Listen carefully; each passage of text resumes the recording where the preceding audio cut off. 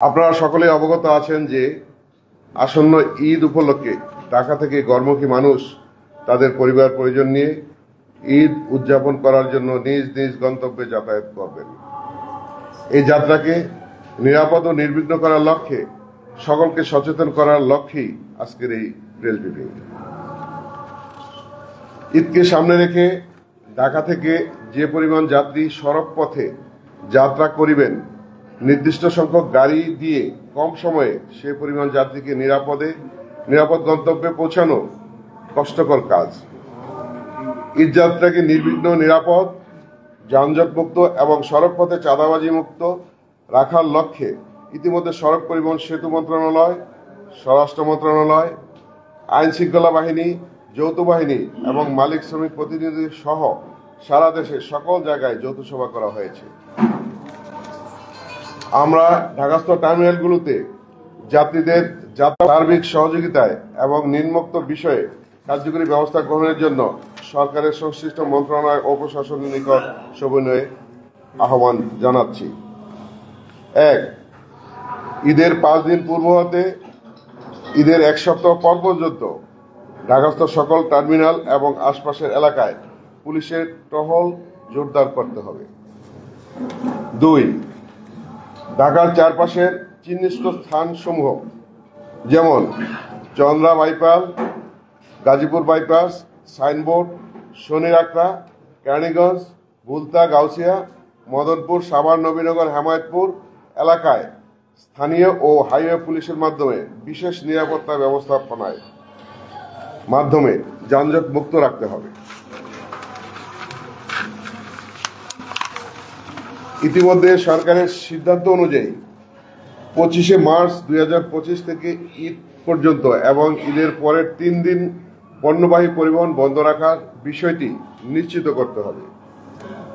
সড়ক ও মহাসড়কে চুরি, ডাকাতি, ছিনতাই বন্ধ সহ সড়ক পথে যে কোনো নামে চাঁদাবাজি বন্ধ করার লক্ষ্যে সারা দেশের থানা পুলিশ ও হাইওয়ে পুলিশের বিশেষ টহলের মাধ্যমে প্রয়োজনীয় ব্যবস্থা গ্রহণ করতে হবে। ঈদ যাত্রা নির্বিঘ্ন, নিরাপদ রাখার লক্ষ্যে যাত্রীদের যাত্রাপথে সহযোগিতার জন্য ঢাকাস্থ সকল টার্মিনালে একটি হেল্প ডেস্ক থাকবে, যাদের কাজ হবে যাত্রীদের তাৎক্ষণিক অভিযোগ নিষ্পত্তি, যাতায়াতে সার্বিক সহযোগিতা প্রদান করা।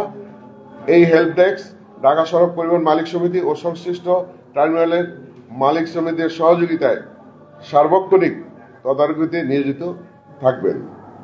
যাত্রীদের যে কোনো প্রয়োজনে এই হেল্প ডেস্ক সেবা গ্রহণ করার জন্য আমরা অনুরোধ জানাচ্ছি। স্ব কোম্পানি কাউন্টারে সরকার নির্ধারিত ভাড়ার চার্জ দৃশ্যমান স্থানে টানায় রাখিতে হইবে, আমরা এই নির্দেশনা দিয়েছি।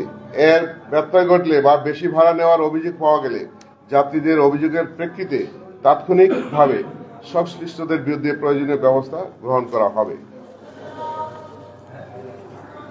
7. কোনো অবস্থাতেই ফিটনেসবিহীন গাড়ি, লক্কর গাড়ি রাস্তায় যাত্রী বহন করিতে পারিবে না। এই বিষয়ে সকল মালিক শ্রমিককে নির্দেশনা দেওয়া হয়েছে। প্রশাসনকেও ব্যবস্থা গ্রহণের জন্য অনুরোধ জানানো হয়েছে। আর সিটিতে চলাচলরত গাড়ি দূরপাল্লায় যাত্রী নিয়ে না যাওয়ার জন্য নির্দেশনা দেওয়া হয়েছে। 9. লাইসেন্সবিহীন অপেশাদার চালক কোনো যাত্রীবাহী বাস না চালানোর জন্য নির্দেশনা দেওয়া হয়েছে। 10. কোনো অবস্থাতেই ঈদ বকশিস বা অন্য যে কোনো নামে যাত্রীদের কাছ থেকে কোনো অতিরিক্ত অর্থ চাওয়া যাইবে না বলে সকলকে নির্দেশনা দেওয়া হয়েছে। প্রিয় সাংবাদিক ভাই ও বোনেরা, আমরা এখানে উল্লেখ করতে চাই, আমরা উদ্বেগের সাথে লক্ষ্য করে আসিতেছি যে মাঝে মাঝে কিছু ইলেকট্রনিক্স ও প্রিন্ট মিডিয়া কর্তৃক প্রকৃত ঘটনা ও সঠিকভাবে অনুসন্ধান না করে সড়ক পরিবহন সেক্টরে মালিক শ্রমিক নেতৃবৃন্দের নামে চাঁদাবাজির খবরের সঙ্গে সংযুক্ত করে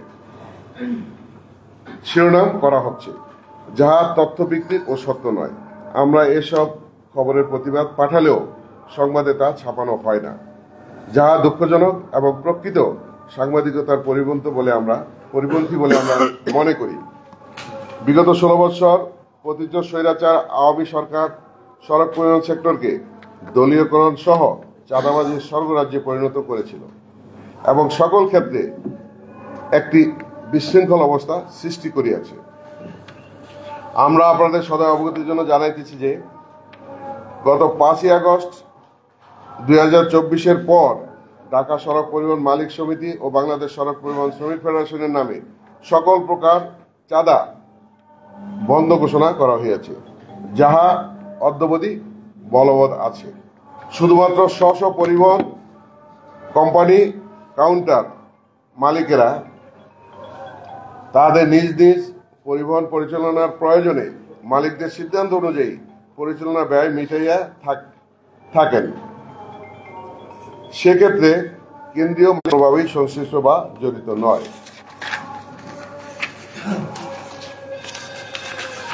কিন্তু লক্ষ্য করা গিয়েছে যে স্ব পরিবহন কোম্পানি কাউন্টার পরিচালনার জন্য যে অর্থ আদায় ও ব্যবসা পরিচালনার জন্য খরচ করেন, সে সকল অর্থের পরিমাণ দৈনিক, মাসিক, বাৎসরিক আয় দেখিয়ে একটি বিশাল অঙ্কের দায়ভার কেন্দ্রীয় মালিক সমিতি এবং কেন্দ্রীয় শ্রমিক ফেডারেশনের উপর দায়ভার দেখাইয়া কিছু কিছু সংবাদে খবর ছাপানো হয়, যাহা সম্পূর্ণ অসত্য এবং সঠিক তথ্যভিত্তিক